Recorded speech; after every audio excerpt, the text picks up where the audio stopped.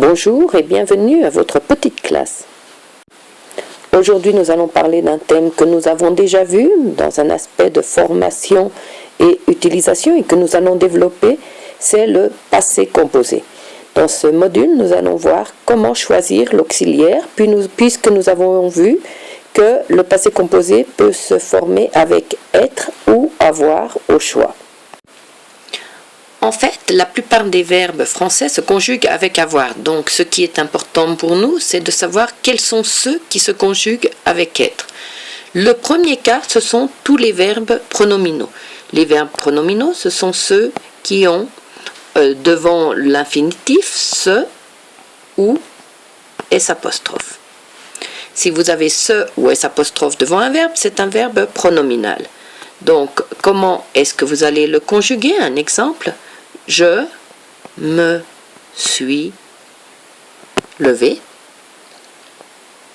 Oups. Puis, je me suis douché. Vous auriez beaucoup d'autres verbes comme se laver, se réveiller, se coucher, s'appeler, etc., qui sont tous des verbes pronominaux. Ensuite, vous avez tous les verbes de la liste que vous allez voir ici. Ce sont des verbes qui parfois sont appelés verbes d'état, verbes de mouvement. En fait, ce sont tout simplement des verbes intransitifs, c'est-à-dire qu'ils n'ont pas de COD.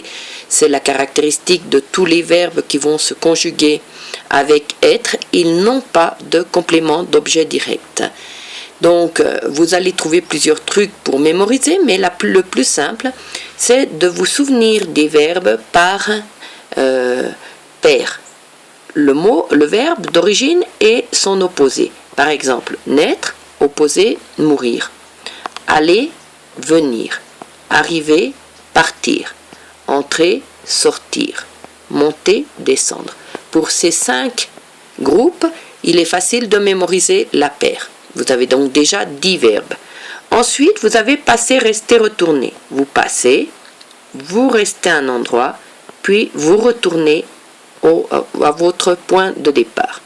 Et enfin, vous avez tombé, le verbe qui va de façon indépendante.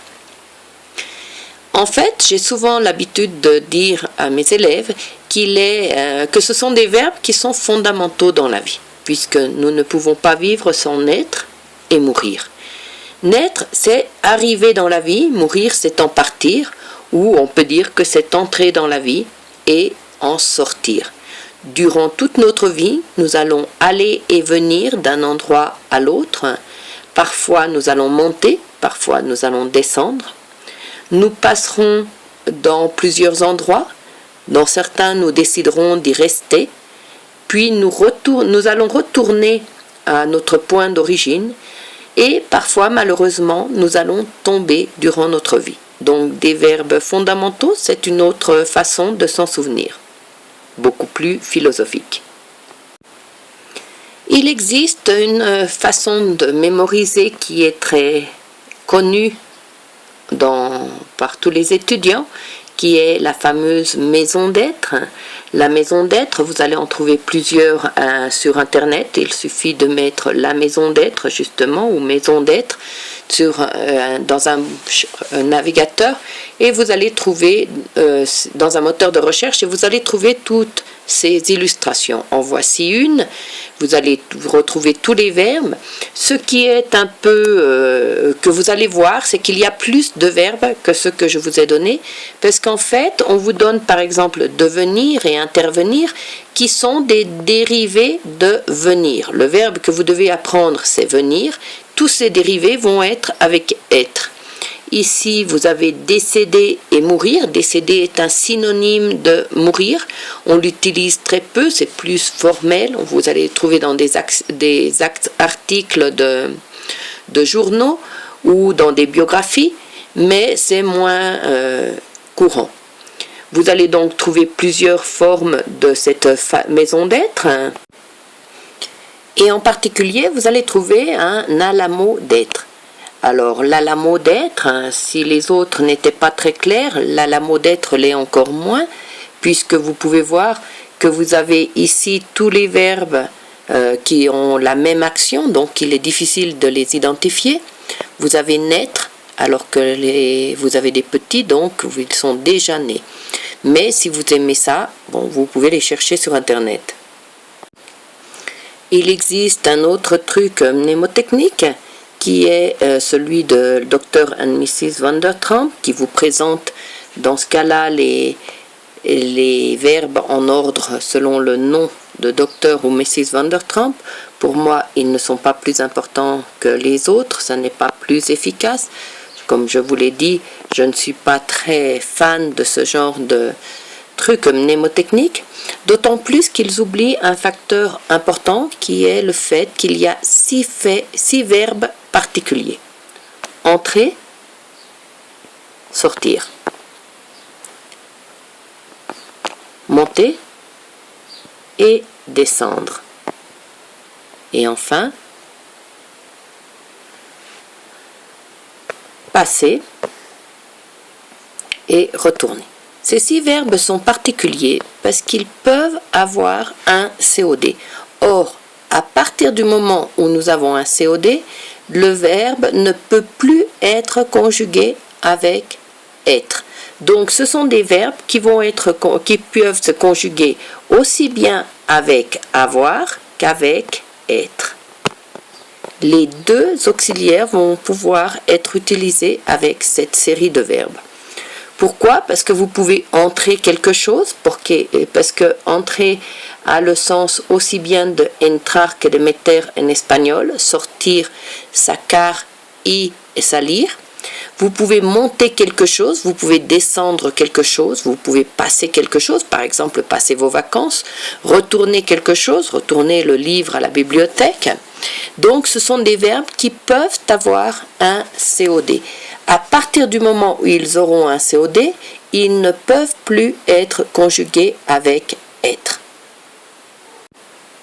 Prenons un exemple.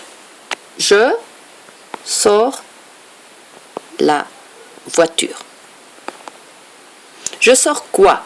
La voiture. La voiture est COD. Donc, si j'ai un COD, automatiquement, je pars avec avoir et je vais avoir j'ai sorti la voiture. Deuxième exemple, pour renforcer un peu, nous allons prendre le verbe monter. Je monte chez ma voisine.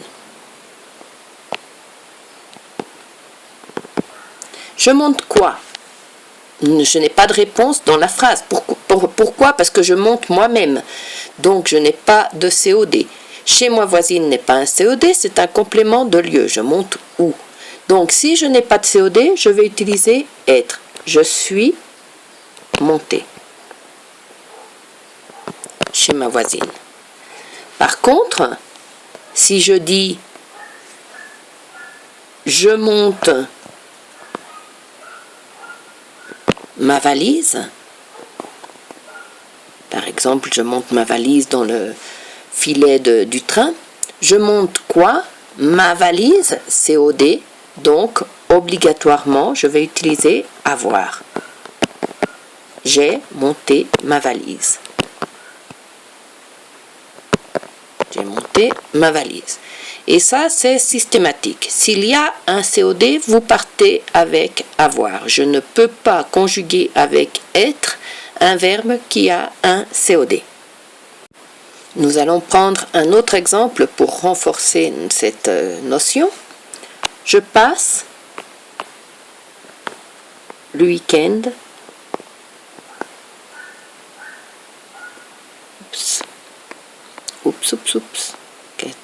week-end à Cancun.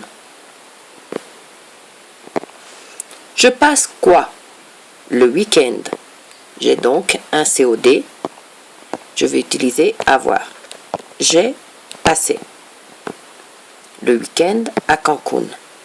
Par contre, si je dis à mon ami, je passe